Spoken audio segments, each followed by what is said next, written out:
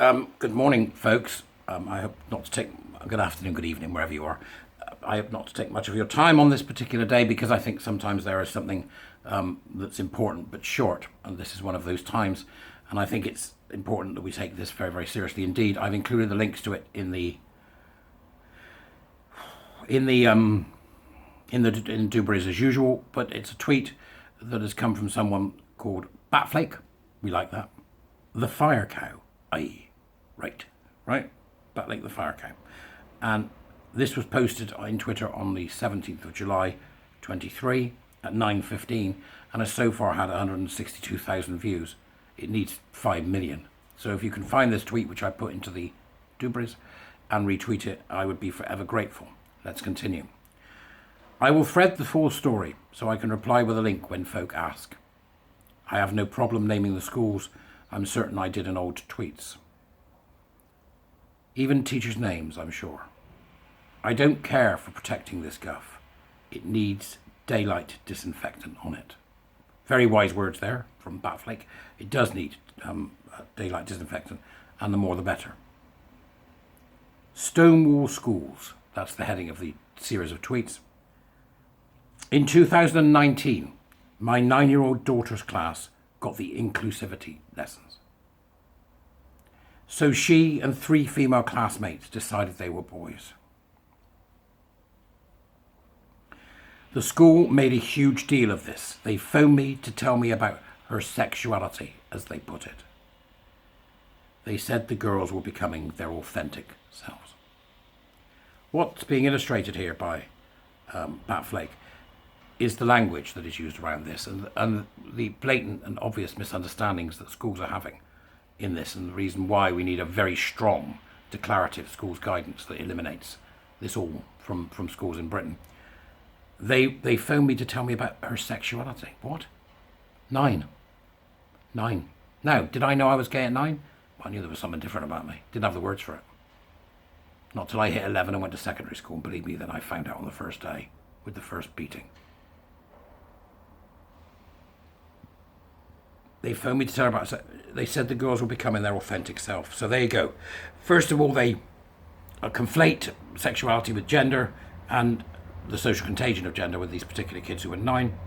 And then secondly, they talk about this idea of the authentic self, which is that's a made-up idea. Bear that in mind. The authentic self. Think about it as a container that the person's creating. It's a brand. So they say to the kids, well, this is you being your authentic self. Oh, well, I can put my gender in there. I can put my sexuality in there, my clothes, how I look, what I watch, what I read, who I hang around with. They are building a brand, a second them, which is a brand to be displayed on the marketplace shelves of their social circle.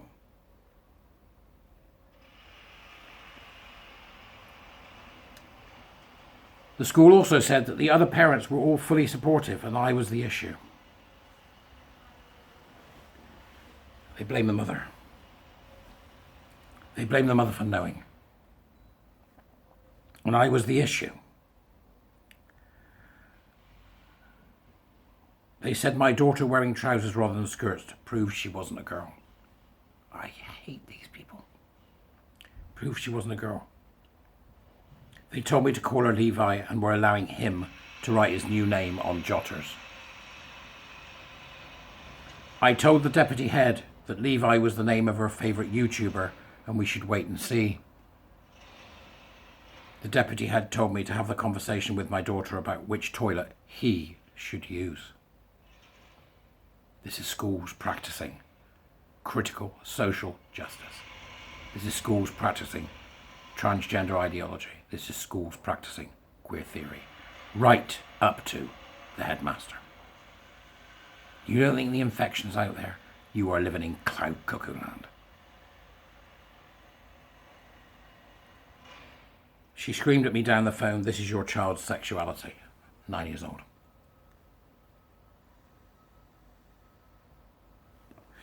And declared this is a Stonewall champion. I had conversations with my daughter. She told me she wanted to be a man because she was taught that women are sexually assaulted. Right. She told me that she was taught that children are sexless until they choose the adult body parts. Dear God.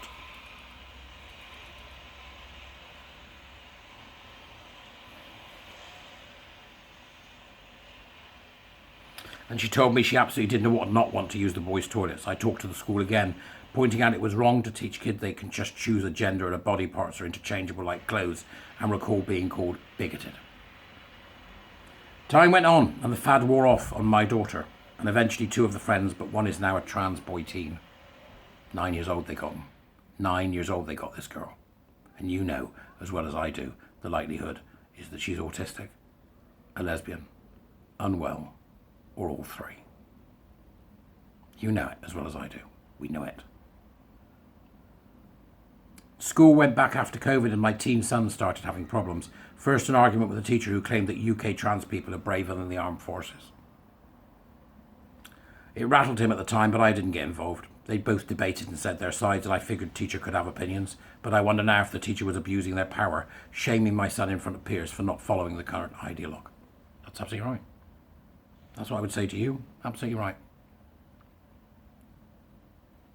Absolutely right, Batflake. My daughter, now identifying as a girl again, started high school, same one as older brother, and in the days before she was due to start in 2022, I got a phone call from the high school from a teacher who was to be her guidance teacher to ask how her gender identity was going. To ask how her gender, how is this, unreal, made-up concept going with your child? My daughter was in and heard and was mortified that teachers at the new school were discussing trends she played with as a 9-year-old as if it was real and extremely important. This male teacher made it a bit of a mission to take my daughter under his wing and talk about her identity. Emotional abuse and blackmail, the tone and way things are said in front of peers and trans-identifying peers, all for a narcissistic agenda to be the most Stonewall-approved teacher ever. A different teacher was taking my son's class and was having pupils discuss their identity. Wake up, Britain. The most were keen to identify somewhere on the LGBTQIA+. A few were unpopular, straight, boring, binary people, and all seemed to be geared towards sexual attraction and sex organs. So my poor, awkward son, bless him, said he was asexual, thinking that made him exempt.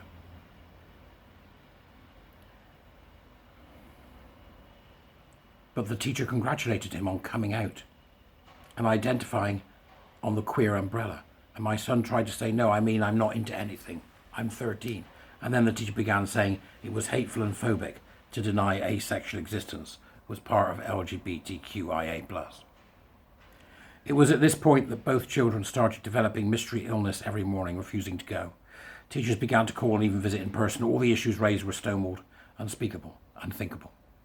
A psychologist was brought to school to meet us and was not concerned about anything the school was teaching and said the children's resistance was probably due to autism, since myself and their adult siblings have a diagnosis.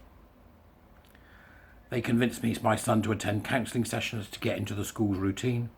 I wasn't to attend and my son refused to go to that after 3 sessions, claiming all the counsellor would talk about was computer games and human identity. My kids genuinely seemed freaked out by the whole complain directly experience. The school will take no responsibility and will invoke Stonewall. Parents will be called bigots and problematic, and your children will be insidiously tagged and talked about by teachers from schools all over the area and receive targeted comments and surreptitious gaslighting. Well, firstly, I'd like to thank Batflake for making that narrative available for us. And then I have to say what I always have to say when it comes to this. This is Batflake's story. Now, Batflake is on Twitter if you wish to go and ask Batflake a question. I'm sorry, Batflake didn't put this on expecting not to. Please don't go in your hundreds. I imagine that Batflake's very busy, right? But I have to say that this is Batflake's, this is your narrative. I've no way of verifying anything that you've said, but I felt that it was important that it was out there so that people could perhaps look and read what you've said and begin to ask questions. At the very least, that's what this should provoke. Make no bones about it, people. This is from Scotland, by the way. Make no bones about it, people. If you've got children or grandchildren, you need to start speaking up, because this isn't going away. What Batflake has described there is the gaslighting, the grooming, and the forced teaming of young people with a parasitic ideology being spread by the education system in Britain. I don't care how many schools are doing it. I just care that one is. See you later.